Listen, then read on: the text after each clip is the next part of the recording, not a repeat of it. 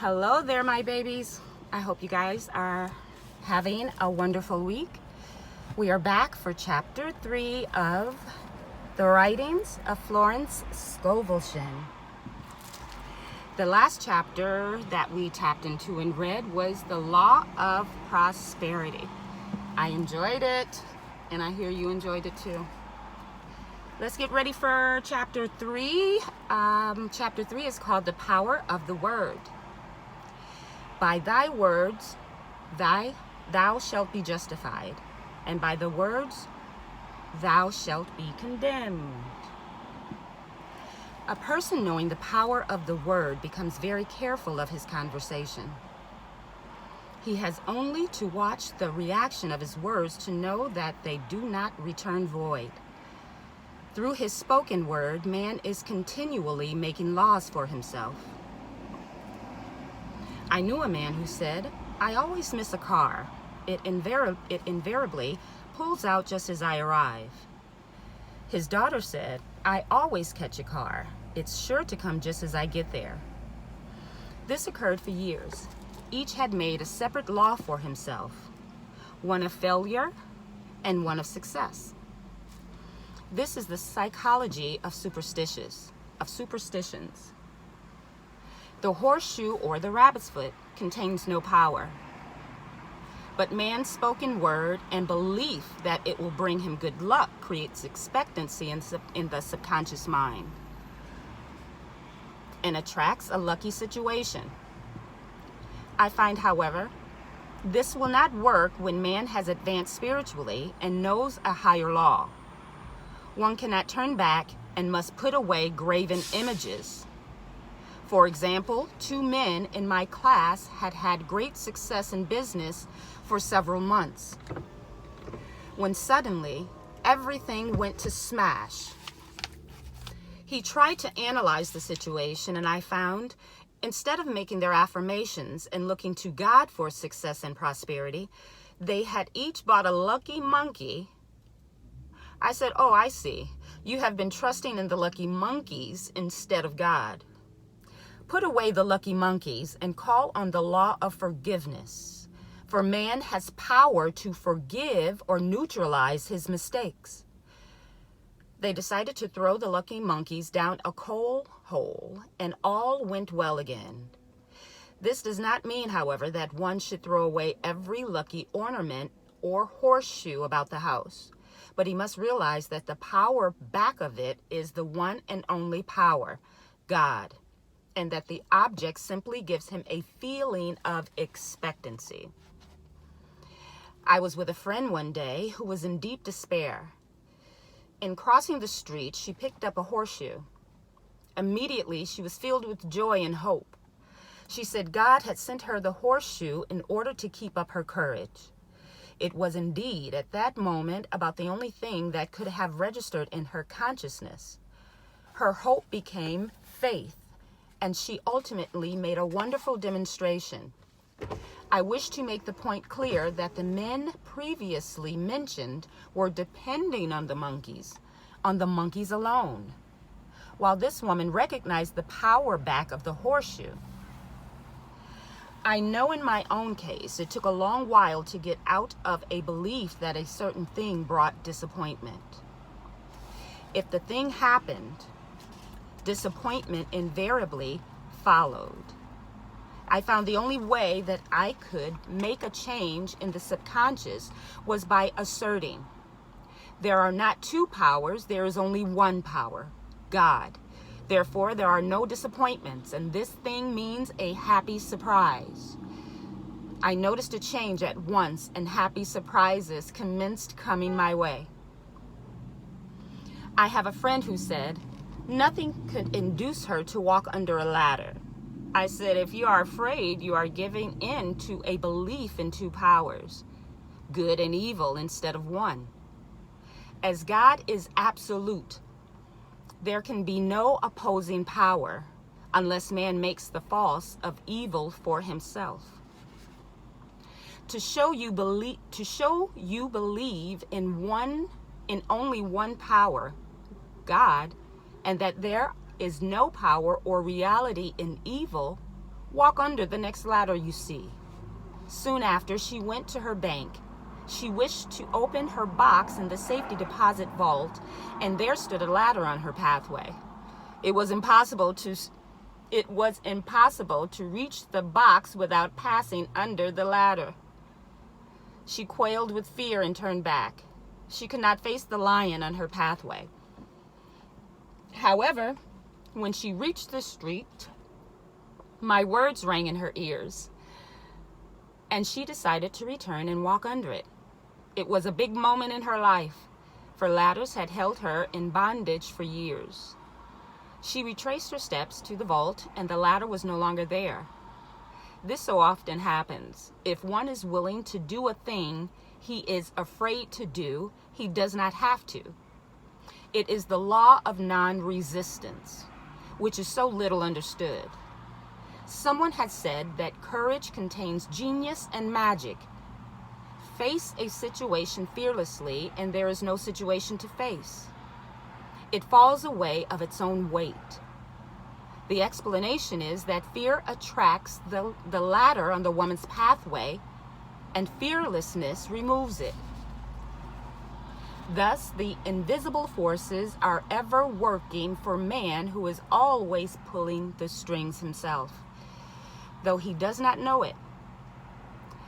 Owing to the vibratory powers of words, whatever man voices, he begins to attract. People who continually speak of disease invariably attract it. After man knows the truth, he cannot be too careful of his words. For example, I have a friend who often says on the phone, "Do come to see me and have a fine old-fashioned chat." This old-fashioned chat means an hour of about 500 to 1,000 destructive words.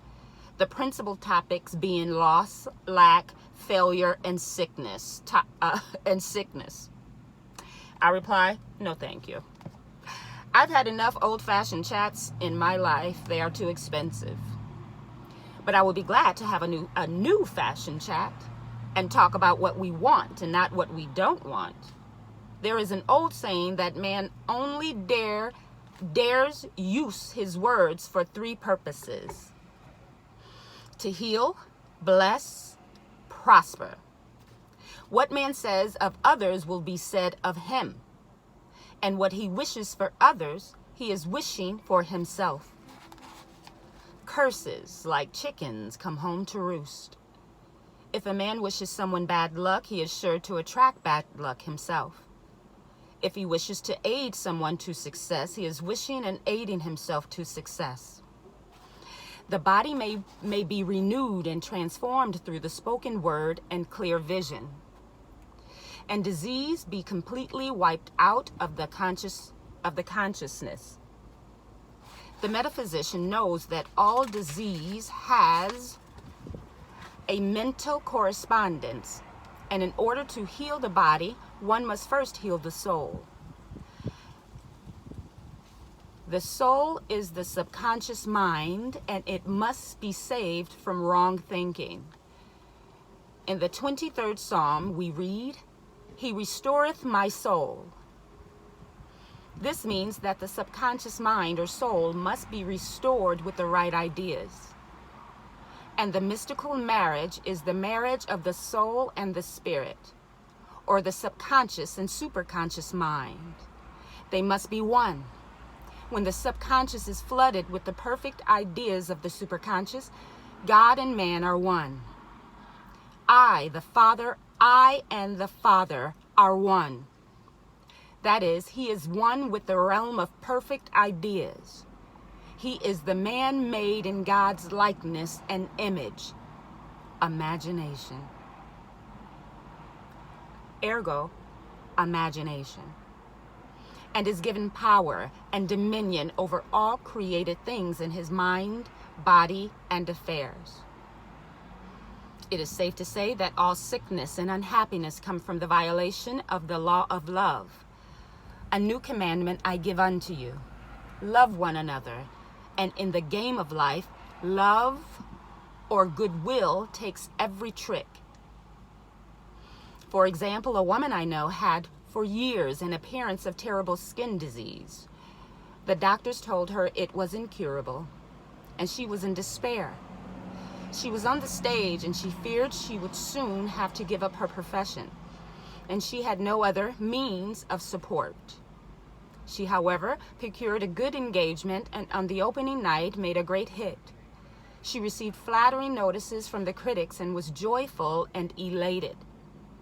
The next day, she received a notice of dismissal. A man in the cast had been jealous of her success and had caused her to be sent away. She felt hatred and resentment taking complete possession of her. And she cried out, "Oh God, don't let me hate that man." That night, she worked for hours in silence.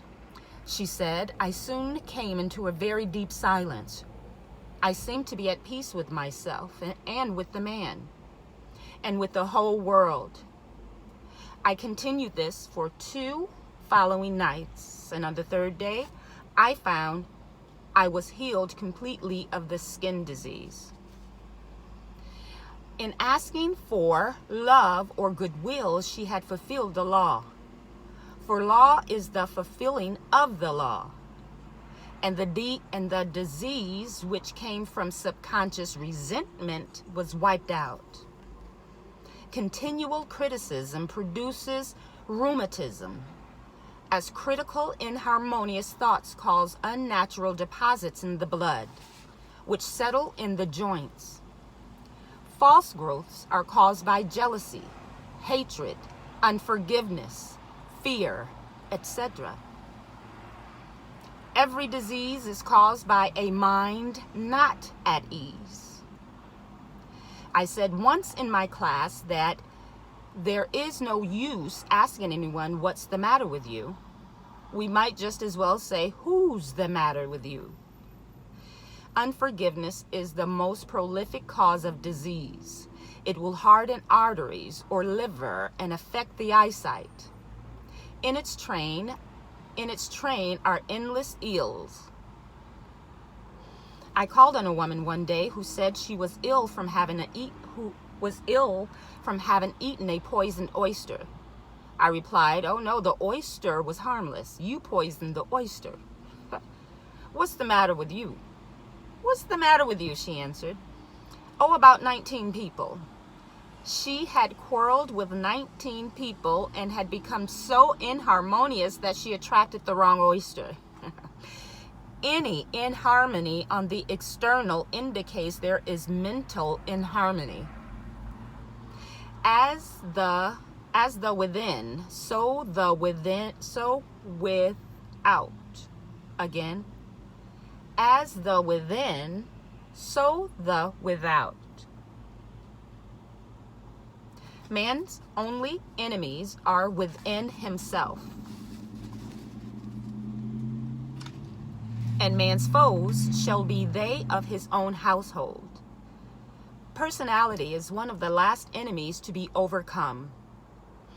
As this planet is taking its initiation in love, it was Christ's message: peace on earth, goodwill towards man.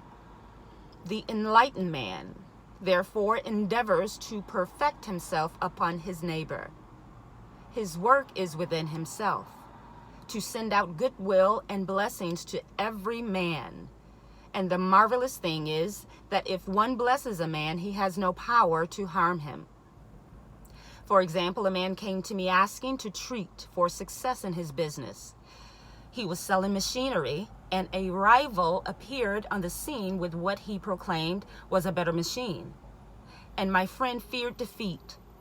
I said, first of all, we must wipe out all fear and know that God protects your interest, and that the divine idea must come out of the situation. That is, the right machine will be sold by the right man, to the right man. And I added, don't hold one critical thought towards that man. Bless him all day and be willing not to sell your machine if it isn't the divine idea. So he went to the meeting, fearless and non-resistant, and blessing the other man. He said the outcome was very remarkable. The other man's machine refused to work, and he sold his without the slightest difficulty. But I say unto you, Love your enemies. Bless them that curse you. Do good to them that hate you. And pray for them which spitefully use you and persecute you. Goodwill produces a great aura of protection about the one who sends it, and no weapon that is formed against him shall prosper. In other words, love and goodwill destroy the enemies within oneself. Therefore, one has no enemy on the external. There is peace on earth for him who sends goodwill to man. Delicious. Delicious.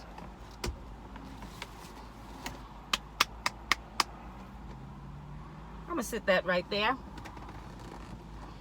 Let you ponder on it. Let the Spirit talk to you on that. Won't interfere with that. Some of y'all probably got a whole bunch of adversaries or folks. Yeah, we're going to let you sit there and sit with that. Go ahead and grab a list and write all those names down. All the people you must forgive and send light to. I love you. This was fun. I look forward to the next time. Chapter 4. I love you and adore you. Enjoy the rest of this day, and we'll see you soon. Peace and blessings.